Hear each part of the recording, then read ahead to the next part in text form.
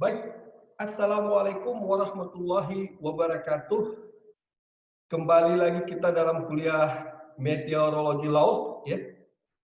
Jadi eh, kuliah dalam bentuk video yang saya sampaikan sebelumnya itu merupakan bahagian ya, dari presentasi saya ya ketika menyampaikan atau mengisi seminar nasional perubahan iklim pada tanggal 19 Mei tahun 2020 ya, yang diselenggarakan oleh Pusat Riset Perubahan Iklim serta Pusat Riset Konservasi Gajah dan Biodiversitas ya, mengambil judul cuaca ekstrim dan mitigasi iklim ya. Jadi pada saat itu saya diminta untuk mengisi seminar yang mereka lakukan ya, bertemakan seminar nasional perubahan iklim ya. Dan pada saat itu ya, sebelum tanggal 19 Mei di Banda Aceh kita mengalami musibah banjir. Nah, jadi saya mencoba menjelaskan ya bagaimana cuaca ekstrim dan mitigasi iklim ya di tidak hanya di Aceh namun juga secara nasional ya. Jadi pada saat musibah banjir itu juga diikuti bencana longsor dan puting beliung ya yang terjadi di Pulau Aceh ya, seperti kuliah saya sebelumnya di Pulau Aceh itu menerima jumlah curah hujan yang cukup tinggi ya, bahkan sangat tinggi, sampai dikategorikan dalam kelompok ekstrim ya, cuaca ekstrim atau hujan ekstrim dengan jumlah curah hujan yang diterima dalam satu hari ya pada tanggal 7 hingga 8 Mei itu sebesar 287 mm. Nah, untuk mengetahui seberapa banyak volume air, kita kalikan dengan luas wilayah Pulau Aceh dalam satuan meter persegi ya. Jadi jumlah curah hujan dalam satuan milimeter kemudian dikalikan dengan luas wilayah dalam satuan meter persegi sehingga satuannya menjadi meter kubik ya yang dapat digunakan untuk mendeskripsikan atau untuk menggambarkan volume air yang diterima di Pulau Aceh ya. Nah, itulah mengapa ya saat saya sampaikan materi ya di seminar nasional perubahan iklim saya memulai dari awal ya bagaimana kita mendefinisikan cuaca dan bagaimana pula kita mendefinisikan iklim karena banyak peserta itu berasal dari umum ya, umum yang tidak atau belum memahami bagaimana fenomena atmosfer itu bisa terjadi di Aceh pada saat itu ya. Jadi saya coba jelaskan bagaimana kita dapat mendeskripsikan kondisi cuaca ya, kondisi iklim tidak hanya di Aceh tapi saya mulai dari dunia ya, di mana kita lihat ya dalam kuliah sebelumnya Indonesia memiliki keragaman curah hujan yang sangat tinggi ya dibandingkan negara-negara lain di dunia ya, dan ini terkait dengan kondisi kita yang berada dikelilingi oleh samudra dan juga lautan ya. Kita diapit oleh Samudra Hindia, Samudra Pasifik di timur ya, dan karena pengaruh ya dari samudra ya ketika matahari menerima radiasi yang berlebih di daerah tropis dan melintas di Indonesia itu akan mengakibatkan penguapan menjadi tinggi. Karena penguapan tinggi ya itu akan berkontribusi terhadap pembentukan awan-awan konvektif lewat proses kondensasi sebelumnya di mana uap air berubah wujud menjadi air ya, dan membentuk awan-awan. Awan-awan ini bergabung dan terdorong ke daratan dan hujan turun di daratan Indonesia. Itulah mengapa Indonesia memiliki keragaman hujan yang cukup tinggi dibandingkan dengan wilayah-wilayah lain di Indonesia. Nah, curah hujan itu dihitung menggunakan satuan milimeter, ya. Nah, jika kita konversi, ya, menjadi volume, ya, curah hujan yang kita terima dalam satuan milimeter kita kalikan dengan luas wilayah, ya, dalam satuan meter persegi.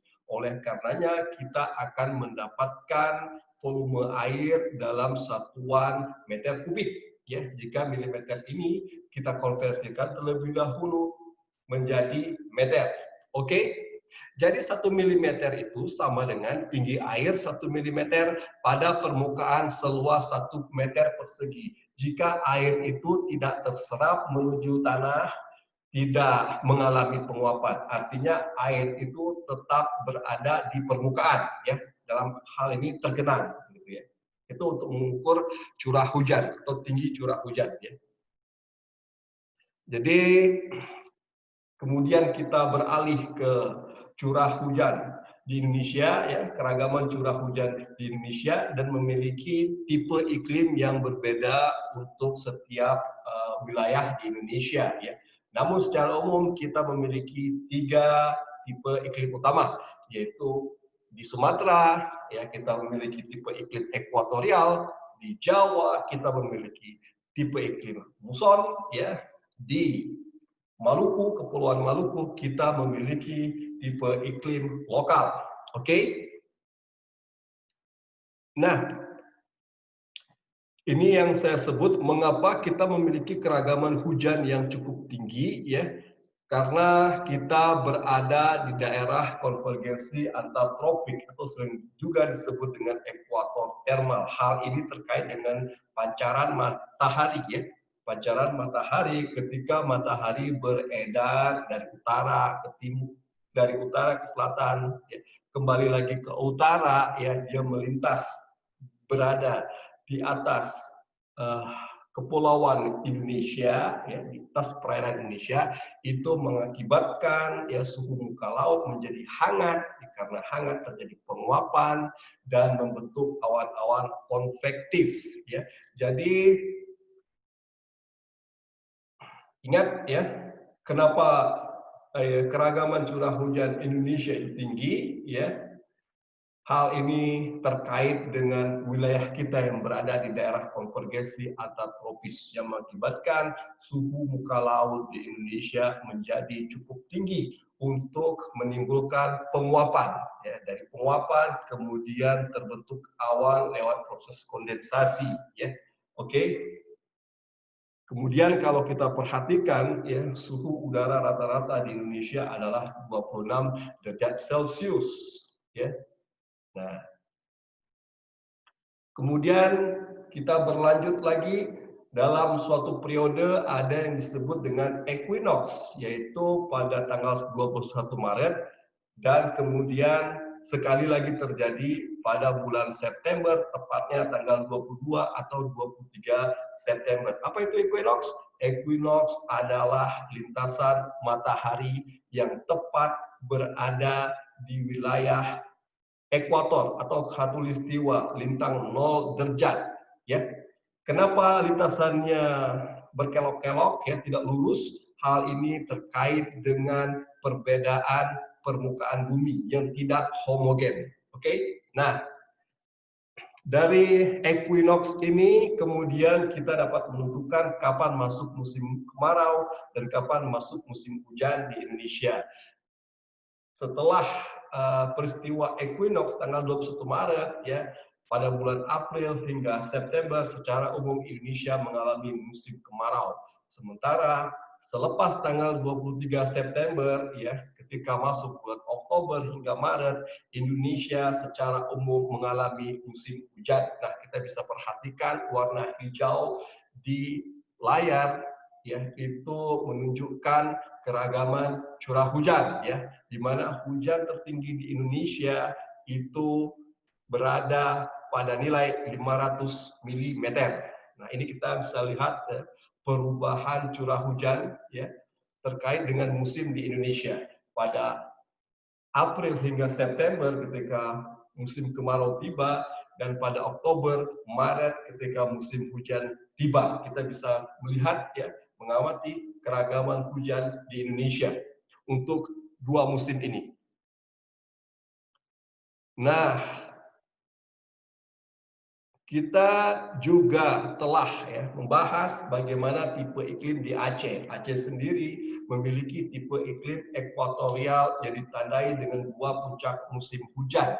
Namun untuk setiap wilayah di Aceh ya kita juga memiliki tipe iklim tersendiri. Walau kita memiliki dua puncak musim hujan, hanya saja setiap daerah menerima atau mendapatkan curah hujan yang berbeda, gitu ya. Wilayah timur lebih kering, wilayah tengah dan barat lebih basah. Sementara wilayah timur kita juga ada tipe iklim sendiri untuk lembah Selawah, yaitu di Kabupaten Aceh Besar di bagian timur, di mana kondisinya menjadi sedikit lebih basah atau curah hujannya lebih tinggi dibandingkan wilayah di pantai timur. Ya, kita bisa lihat di sini Banda Aceh curah hujan tahunannya bernilai 1945, sementara jika kita bandingkan dengan Biren, itu curah hujan di Banda Aceh masih lebih tinggi dibandingkan dengan Sigli dan Biren yang hanya menerima curah hujan dalam satu tahun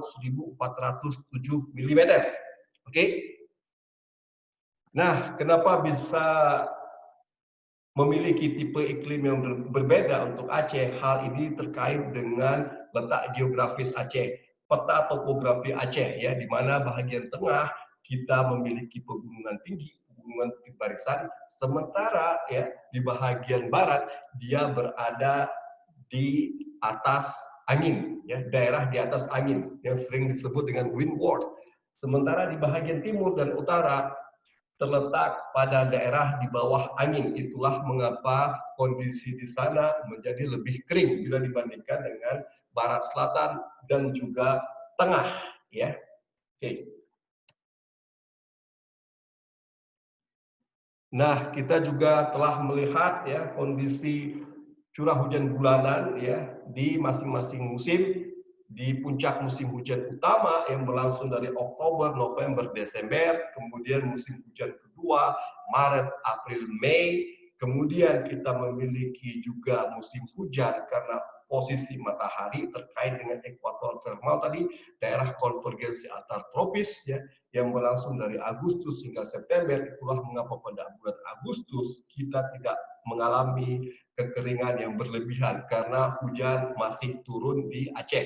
Oke, demikian pada bulan September. Jadi warna hijau ini mengindikasikan jumlah curah hujan yang diterima di setiap daerah di Provinsi Aceh. Kemudian kita juga memiliki dua musim kemarau dengan puncaknya pada bulan Juli dan juga sekali lagi pada bulan Februari. Ya. Di sini sering hadir ya titik-titik api yang menandakan kebakaran hutan dan lahan. Ya. Nah, pada minggu pertama Mei ya kita mengalami musibah kebanjiran di Aceh. Nah, mungkin Anda bertanya ini gambar apa ya? Nah, ini adalah gambar citra satelit infrared BMKG, jadi inframerah ya. Pada jam 15 waktu Indonesia Barat pada tanggal 7 Mei. Jadi jika warnanya semakin putih itu menandakan suhu di dalam awan adalah sangat dingin. Ya. Dan jika suhu di dalam awan sangat dingin, ya di bawah jauh di bawah 0 derajat, ya minus bahkan nilainya sampai minus 50 derajat, ya itu menandakan bahwa awan tersebut ya berbentuk awan cumulonimbus dengan puncak yang cukup tinggi ya. Jadi kalau kita lihat awan cumulonimbus gitu ya.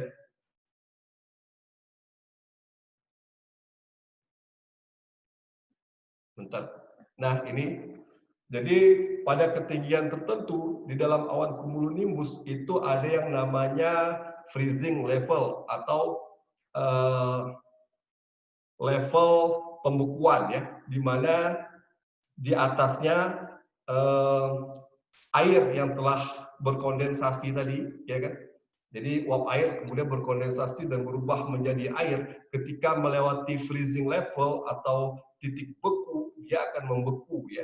Dan itulah mengapa suhu di puncak awan cumulonimbus itu menjadi sangat dingin sekali. Bahkan ya air tadi berubah wujud menjadi es ya ketika melewati freezing level ini. Ya, ketika melewati freezing level, air yang telah berkondensasi tadi ya berubah wujud menjadi es ya. Semakin ke atas ya itu akan terbentuk kristal-kristal es. Semakin ke atas lagi kristal es akan membentuk es-es halus yang disebut dengan groupel ya. Itulah mengapa dalam citra satelit tadi itu ditunjukkan bahwa nilai suhunya di dalam awan itu sangat dingin sekali, minus 50 derajat. Itu menandakan bahwa awan cumulonimbus yang terbentuk di atas daerah Aceh, daerah provinsi Aceh, itu memiliki puncak yang sangat tinggi, ya, sampai ke lapisan stratosfer pada ketinggian 12.000 meter di atas permukaan laut. Ya, itu.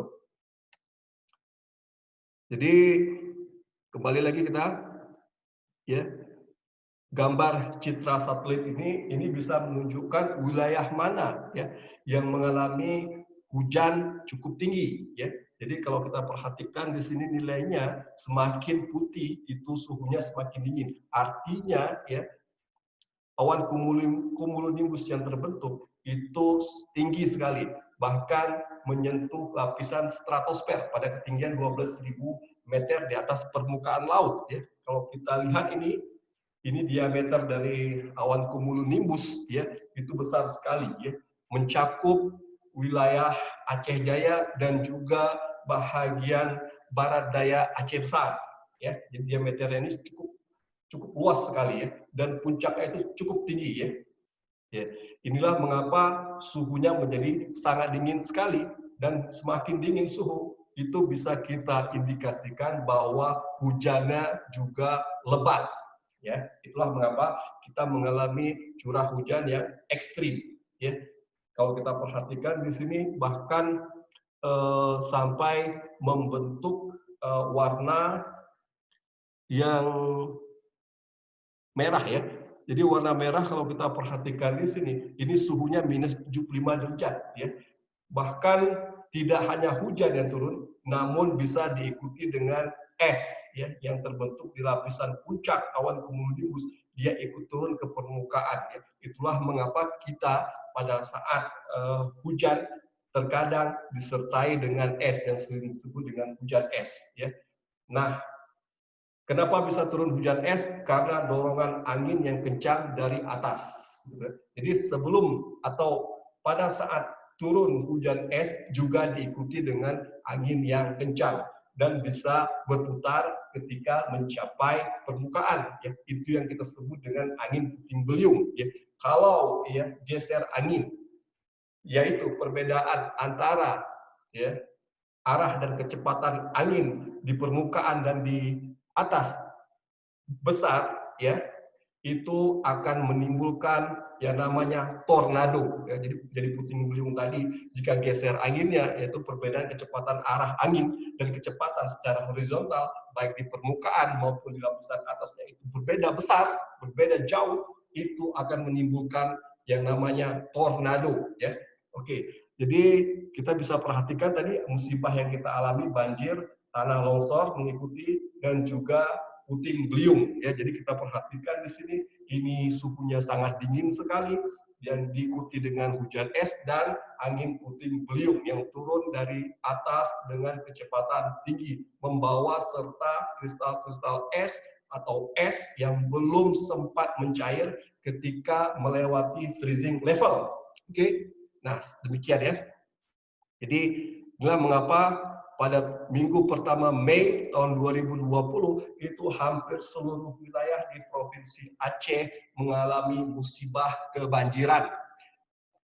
dan beberapa wilayah mengalami angin puting beliung. Jadi kalau kita mendapatkan informasi dari BMKG, citra satelit infrared, dan kita melihat kumpulan awan cumulonimbus, ya, kita bisa memastikan bahwa di bawah awan cumulonimbus itu sedang mengalami yang namanya hujan lebat, ya, bahkan bisa mencapai kategori ekstrim seperti ini contohnya, ketika warnanya menunjukkan jauh di bawah 0 derajat, ya, yaitu minus 75 derajat. Ini bisa diikuti dengan hujan es, ya. Jadi kita bisa perhatikan awan cumulonimbus itu diameternya cukup besar, cukup luas, ya. Itu mencakup, bahkan kadang-kadang bisa mencakup sebahagian besar wilayah provinsi Aceh. Oke. Nah, oke. Ini ada pertanyaan, mengapa curah hujan bisa bervariasi di setiap kecamatan? Nah, ini akan ada jawabannya pada kuliah kita selanjutnya. Yang ingin saya sampaikan, bagaimana kita bisa merepresentasikan atau menjawab jika ada peringatan dini yang dikeluarkan oleh BMKG lewat citra satelit infrared. Ya, jadi kita perhatikan di sini warnanya. Jika warnanya menunjukkan suhu yang cukup dingin dan diameter awan cumulonimbusnya itu terbentuk, ya, dengan baik seperti bulatan-bulatan seperti ini menandakan bahwa wilayah di bawah awan cumulonimbus tersebut dan sekitarnya akan mengalami kondisi ekstrim. Apakah angin kencang, apakah angin beliung, apakah hujan ekstrim, ya, atau hujan es, semuanya boleh terjadi. Ya. Ini yang disebut dengan bencana hidrometeorologis. Oke, jadi perhatikan ya, kalau kita memiliki informasi atau mendapatkan informasi citra satelit infrared dari BMKG, ya, kita perhatikan jika warnanya itu semakin putih dan semakin merah, itu mengindikasikan wilayah tersebut sedang menerima kondisi cuaca ekstrim. Oke, jadi gambar ya di presentasi saya ini menunjukkan kondisi cuaca ekstrim, ya, yang digambarkan melalui penampakan awan cumulonimbus, ya. Jadi awan cumulonimbus, ya, dengan teknik remote sensing kemudian diukur suhu di dalam awan. Jika suhu di dalam awannya cukup dingin, sangat dingin sekali, itu mengindikasikan peluang untuk terjadinya bencana hidrometeorologis, ya, itu besar kemungkinan terjadi di wilayah yang terkena dampak awan cumulonimbus. Oke? Nah, ini ya. Jadi jika Anda membuka laman web BMKG, ya, dan tertera di laman web itu, ya, citra satelit infrared, ya, inframerah, dari situ Anda bisa mengetahui bagaimana kondisi cuaca di wilayah tersebut. Jika terdapat bulatan-bulatan seperti ini dengan warna yang putih, ya, didominasi oleh warna putih, ya, bahkan ada warna merah, jadi kita merujuk kepada legendanya di sini, ya. Jadi nilainya ini menunjukkan suhu di dalam awan semakin tinggi itu semakin besar peluang bencana hidrometeorologis itu terjadi di wilayah tersebut, ya. Apa itu bencana hidrometeorologis? Seperti yang saya sebutkan sebelumnya, boleh jadi banjir, diikuti longsor, angin puting beliung, tornado, hujan es, petir, ya, itu termasuk ke dalam bencana hidrometeorologis. Jadi, ya, cukup dengan informasi citra satelit infrared kita dapat membuat peringatan dini. Bahkan di laman web BMKG mereka menyertakan pergerakan angin. Dengan pergerakan angin kita dapat mengetahui kemana awan cumulonimbus ini akan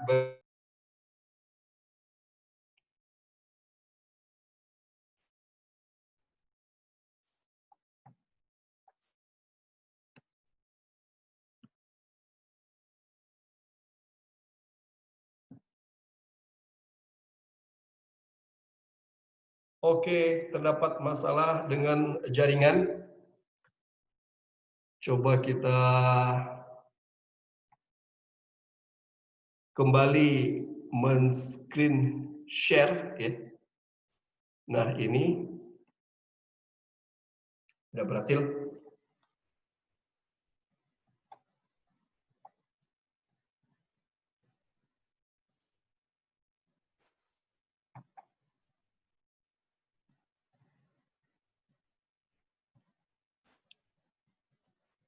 Nah, ini saja ya.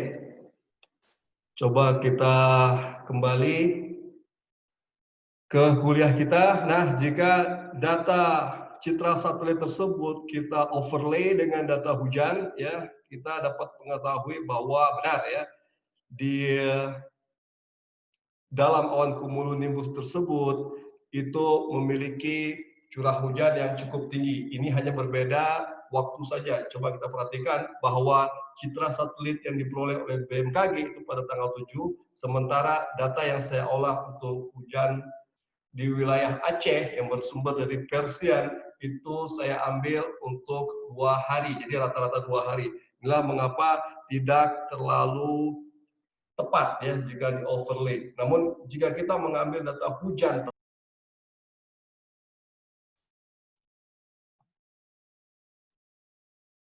oke, kembali lagi ya. Jika kita overlay dengan data curah hujan pada jam yang sama seperti data citra satelit yang dikeluarkan oleh BMKG, kita akan mendapatkan kondisi hujan yang sama persis dengan peta infrared BMKG. Oke, ini data hujan yang saya peroleh dari Persian. Ya, itu menunjukkan ya di wilayah tengah, di bagian tengah ya dari awan cumulonimbus di mana suhunya adalah sangat tinggi ya, bahkan sangat dingin sekali mencapai minus 80 derajat Celcius, itu hujannya cukup ekstrim ya. Demikian hujan yang turun di Pulau Aceh ya, itu terkait dengan kondisi suhu di dalam awan cumulonimbus yang sangat dingin ya. Jadi dari peta infrared ini kita bisa membuat informasi dini ya terkait bagaimana ya peluang terjadi bencana hidrometeorologis di sebuah wilayah. Nah, ini sudah saya overlay ya dan kita bisa melihat di puncak awan dengan suhu yang cukup tinggi itu peluang terjadinya hujan ekstrim juga besar ya. Nah, ini juga ya masih citra satelit pada tanggal dan jam yang sama ya. Dan di sini bisa kita ketahui bahwa hujannya sangat lebat, mencapai kategori ekstrim ya. Nah, ini yang jika kita overlay dengan data curah hujan ya, jadi peta citra satelit infrared ini kita overlay dengan data curah hujan, kita akan mendapatkan ya informasi terkait dengan